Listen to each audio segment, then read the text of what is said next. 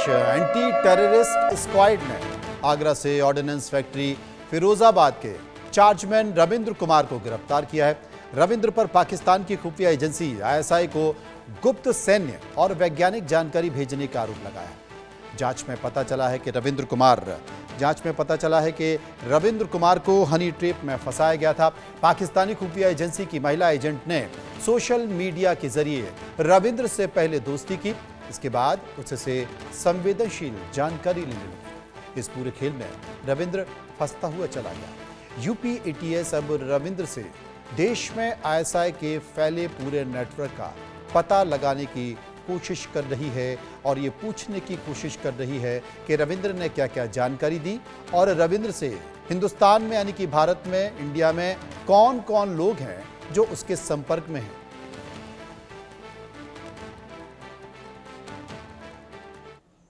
देश की खुफिया जानकारियों को पाकिस्तान की खुफिया एजेंसी आईएसआई को मुहैया कराने वाला रविंद्र कुमार गिरफ्तार कर लिया गया है। यूपी एटीएस की टीम ने रविंद्र कुमार को आगरा से गिरफ्तार किया है। रविंद्र कुमार फिरोजाबाद की ऑर्डिनेंस फैक्ट्री में काम करता था। 2006 से रविंद्र कुमार ऑर्डिनेंस फैक्ट्री में काम कर रहा था और गगनयान और कई सारे इक्विपमेंट से जुड़ी हुई कई अहम जानकारियां वो आईएसआई को मुहैया करा चुका था। 2024 में बताया जा रहा है कि रविंद्र कुमार की बातचीत नेहा नाम की एक लड़की से हुई, जो असल में आईएसआई में बैठी हुई एक एजेंट थी, यानी पाकिस्तान में आईएसआई के लिए काम कर रही एक एजेंट थी, जिसने रविंद्र को हनी ट्रैप किया और फिर धीरे धीरे रविंद्र ने उसके सामने कई सारे दस्तावेज, कई सारे फोटोग्राफ्स और कई सारे वीडियोस देश की सुरक्षा से जुड़े हुए उससे साझा करता रहा। इसके बाद कई सारे आईएसआई के हैंडलर्स से जुड़ी हुई जानकारियां भी रविंद्र देता रहा और गगनयान जो एक फ्लैगशिप योजना है भारत की, उससे जुड़ी हुई कई सारे इक्विपमेंट से जुड़ी हुई जानकारियां भी रविंद्र कुमार साझा करता था।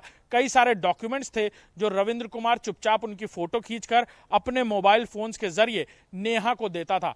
नेहा असल में एक बदला हुआ नाम है जो आईएसआई के लिए काम कर रही एक एजेंट है और उसने रविंद्र को हनी ट्रैप किया, अपने प्यार के जाल में फंसाया और फिर रविंद्र ने धीरे धीरे देश से गद्दारी करना शुरू किया और धीरे धीरे इस गद्दारी की इंतहा उसने तब पार कर दी जब उसने देश की डिफेंस लाइन से जुड़ी हुई, देश की डिप्लॉयमेंट से जुड़ी हुई जानकारियां, देश की अलग अलग सैन्य जानकारियों से जुड़े हुए इक्विपमेंट्स जो ऑर्डिनेंस फैक्ट्री से अलग अलग जगह भेजे जाते थे, चाहे वो गोला बारूद हो, अलग अलग तरीके के अम्यूनेशंस हो, उनसे जुड़ी हुई और उनके सप्लाई और ऑडिट से जुड़ी हुई जानकारियां भी रविंद्र आईएसआई को साझा कर रहा था। फिलहाल रविंद्र को गिरफ्तार कर लिया गया है और अब उसकी इंट्रोगेशन शुरू होगी, यानी उसको रिमांड पर लेकर जब उससे पूछताछ होगी तो कई सारी खुफिया जानकारियां और निकलकर सामने आएंगी। क्या रविंद्र को आईएसआई के स्लीपिंग मॉड्यूल से भी मदद मिल रही थी? क्या यहां भारत में भी रविंद्र की मुलाकात आईएसआई के कुछ हैंडलर से हुई थी जो उसे आगे का प्लान बता रहे थे? आईएसआई के असल मंसूबे क्या थे? क्या नेहा ने और भी लोगों से, आईएसआई के और भी हैंडलर्स से रविंद्र की बातचीत कराना शुरू कर दिया था? क्या रविंद्र ने ऑर्डिनेंस फैक्ट्री में आईएसआई के लिए कोई सेकंड लाइन बनाई थी? क्योंकि अक्सर ऐसी खुफिया एजेंसी एक सेकंड लाइन तैयार करती हैं। क्या रविंद्र ने और भी लोगों को देश के साथ गद्दारी करने के लिए तैयार किया था आईएसआई के कहने पर? ये वो सारे सवाल हैं जो अब रविंद्र से पूछताछ के दौरान सामने होंगे। कैमरामैन राजेंद्र के साथ अभिषेक सिंह, इंडिया न्यूज, लखनऊ।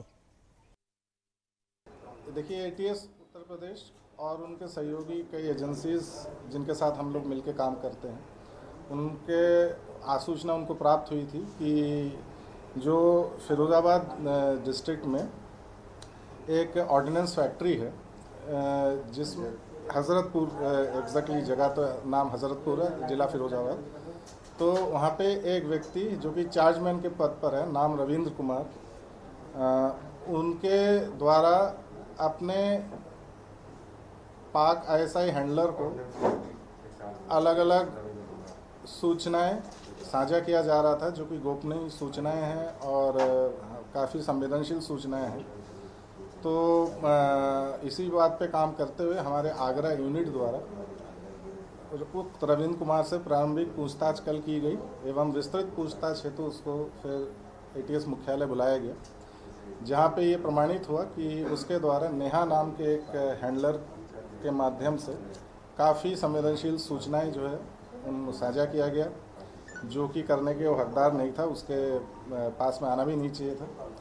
ये एक मोडस ऑपरेंडी आईएसआई की काफ़ी दिन से है कि अलग अलग हैंडलर्स के माध्यम से, विशेषतः महिलाओं के नाम लेकर हैंडलर बनाए जाते हैं और उसमें हनी ट्रैपिंग के माध्यम से, अन्य चैटिंग वगैरह के माध्यम से संवेदनशील जो संस्थाएं हैं, जैसे वाइटल इंस्टॉलेशंस हम लोग के, उसके लोगों को ट्रैप करते हुए उनसे सूचना निकाल लेते हैं और जिससे कि राष्ट्रीय सुरक्षा पर भारी खतरा बना रहता है।